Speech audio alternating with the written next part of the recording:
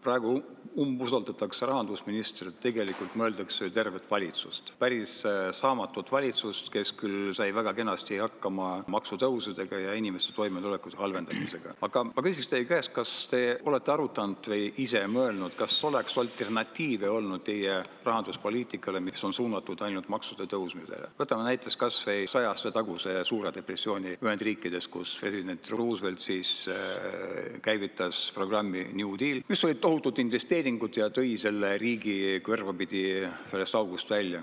Ja sama umbeski tegevus oli COVID-i ajal ju, kui terve Euroopa ja kaasatud Eesti riik investeeris väga palju igale poole, kus võimalik oli. Eriti palju said teede pea remondiks omavalitsused ja asi läks paremas. Kas oli teil selline alternatiiv üldse arutatud või teie peas läbi käinud?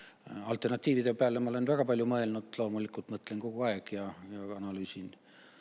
Aga poliitilises keskkonnas on see elu palju keerulisem.